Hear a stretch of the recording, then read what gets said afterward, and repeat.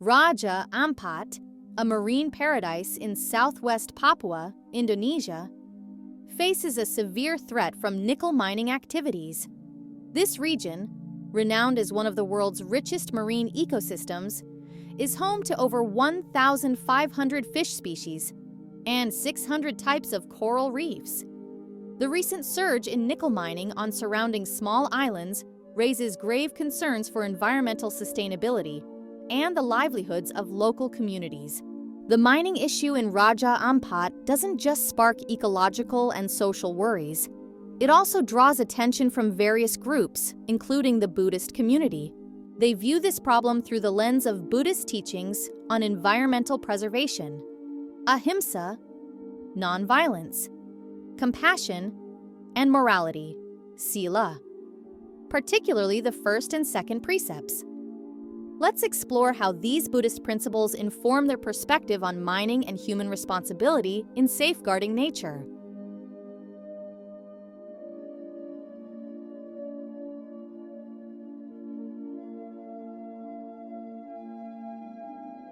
At the core of Buddhist teaching is Ahimsa, or nonviolence.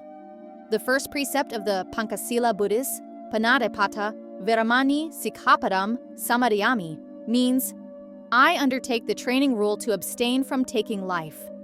This principle extends to all beings, humans, animals, insects, and even the ecosystems that sustain them.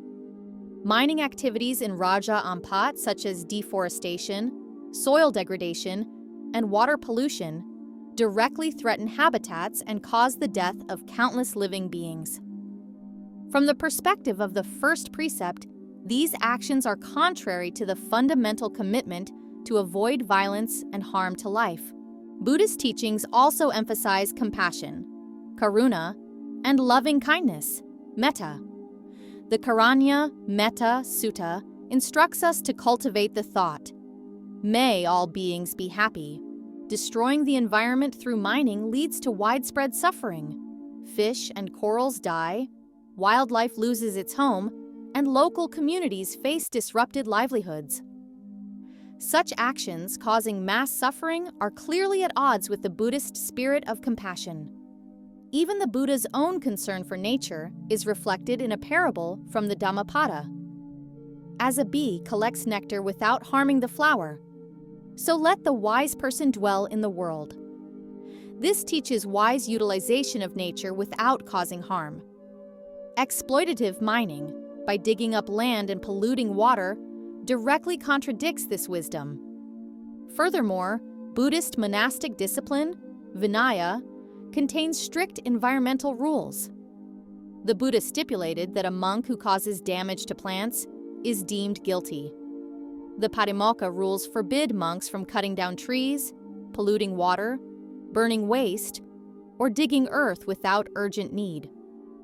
Gautama Buddha and his disciples did not destroy seeds that could grow or damage plants, DI 5. Moreover, during the rainy season, Vasa, monks avoided travel to prevent stepping on young plants or disturbing small animals that emerge after rain, Vin Rishin, 137. All of this demonstrates that Buddhist teachings, dating back thousands of years, have prioritized ecosystem preservation.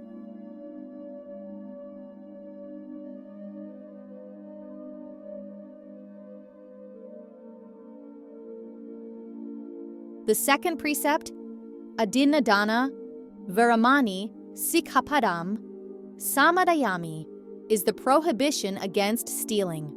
In an environmental context, this can be interpreted as a prohibition against excessive exploitation of nature, which is a form of greed and theft of the rights of other beings or future generations to a healthy environment.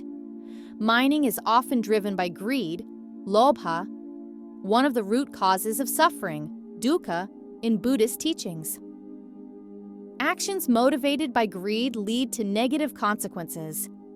Exploiting valuable minerals in Raja Ampat for short-term profit can be seen as avarice that disregards ecological balance and the welfare of other beings.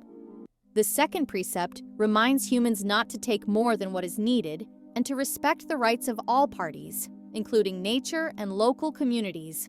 Buddhist teachings encourage contentment, santute, and a simple life. A wise person achieves great success by using minimal resources, just as one's breath can turn a small flame into a large fire. Ja. 1, 2, 3. This aligns with the concept of Buddhist economics, as developed by thinkers like Payutto, which emphasizes sustainable and ethical consumption and resource exploitation. Greedy and destructive mining practices clearly contradict the spirit of the second precept.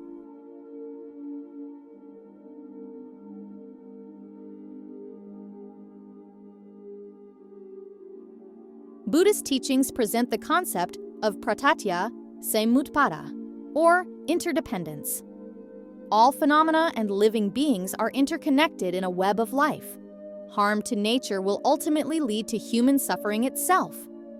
This concept fosters the awareness that preserving nature is as crucial as preserving the well-being of all beings, including ourselves. Civilization requires the utilization of available natural resources, but humans should not act like parasites. We should strive to restore the natural resources we have used. Thich Nhat Hanh explains that humans are an integral part of the cosmos. We and the trees are interare, and the world is our larger self. Environmental damage, therefore, is essentially harming ourselves. Recognizing this interconnectedness, Buddhist teachings encourage moral responsibility towards nature. If all beings in the environment are interconnected, humans have a duty to maintain ecosystem harmony for the common good.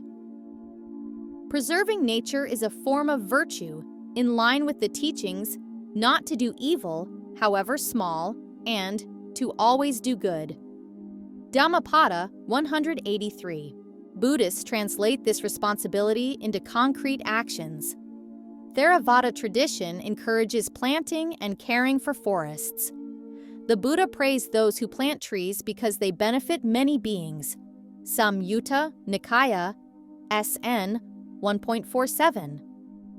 In Indonesia, tree planting has become part of Vesak rituals, symbolizing environmental care.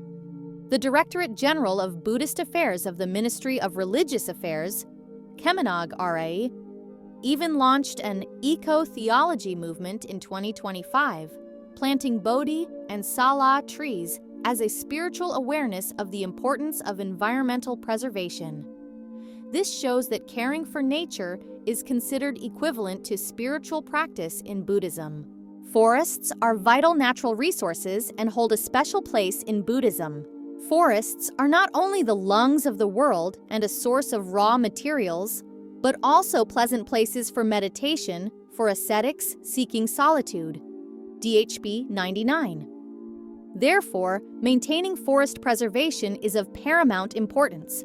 Many Buddhist communities are actively involved in environmental conservation. The Tsuchi Foundation conducts reforestation and recycling, teaching younger generations to love the earth. In Thailand, Eco Sangha monks perform tree ordinations to prevent illegal logging, protecting trees as symbols of life. In Myanmar, monks even led peaceful protests against mining that damaged the environment and sacred sites. This demonstrates the strong moral responsibility to defend nature's preservation within Buddhist communities worldwide. Even during the rainy season, Vasa, monks avoid travel to prevent stepping on young plants or disturbing small animals that emerge after rain. Vin Yamir 137. This is tangible proof of deep care for all forms of life. In essence, the principle of interdependence in Buddhist teaching affirms that caring for the environment is part of good karma and a spiritual responsibility. Harming nature is akin to harming the very web of life we inhabit. Therefore, mining projects in a beautiful and crucial area like Raja Ampat are seen as a serious threat to this balance and should be rejected for the common good.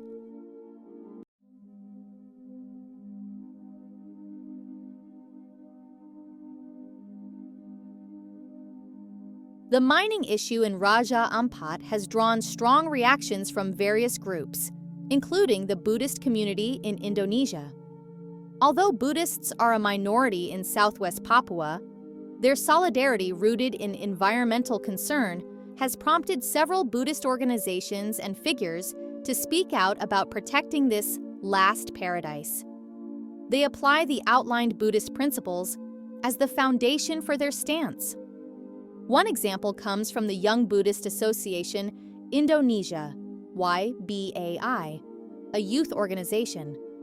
Through its official accounts, YBAI expressed deep concern over the surge of mining in Raja Ampat. They emphasized that Raja Ampat is not a mining site, but home to thousands of marine species, tropical forests, and indigenous communities living in harmony with nature. This statement affirms Raja Ampat's intrinsic value as a living ecosystem that must be respected, not merely exploited land.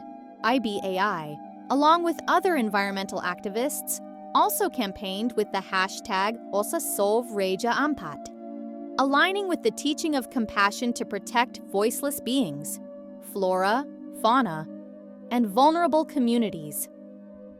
This critical stance from young Buddhists shows that the current generation feels morally responsible to speak up when nature is threatened. Beyond YBAI, support for Raja Ampat's preservation also implicitly comes from national Buddhist organizations. As mentioned, while Lubi rejected the government's offer to engage in mining activities, signaling their disapproval of environmentally damaging mining. While this rejection was general and didn't specifically name Raja Ampat, its context aligns with the Raja Ampat issue.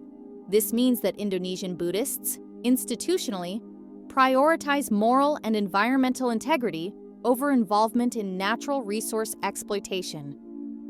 This is consistent with the message of senior monks who often remind followers not to be greedy for material wealth and to always consider the long-term consequences of their actions on life's sustainability. Regionally in Southeast Asia, similar concern is evident. Prominent Buddhist figures like the Dalai Lama and Thich Nhat Hanh internationally support environmental protection movements. For instance, the Dalai Lama stated that humanity must be responsible for the interdependence between the natural environment and living beings, emphasizing that harming the environment means destroying the very foundation of life. Although general, this statement's relevance to Raja Ampat is clear. A damaged natural area will bring suffering to all, so protecting it is an act of universal compassion.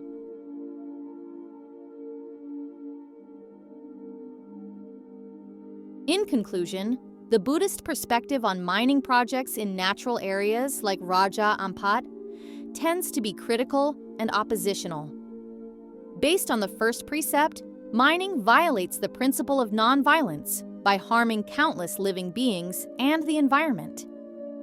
Based on the second precept, the greed driving limitless exploitation of natural resources is seen as poor moral conduct. The principles of Ahimsa, metta karuna, loving kindness and compassion, and the awareness of interdependence affirm that humans should act as guardians of nature, not destroyers. According to Buddhist teachings, the value of development should not be measured solely by material profit, but by how much benefit it brings without harming other beings. If a mining project brings dukkha, suffering, to the environment and life, then the best option, according to Buddhist ethics, is to abandon it, to maintain ecological harmony and the well-being of all beings that depend on it.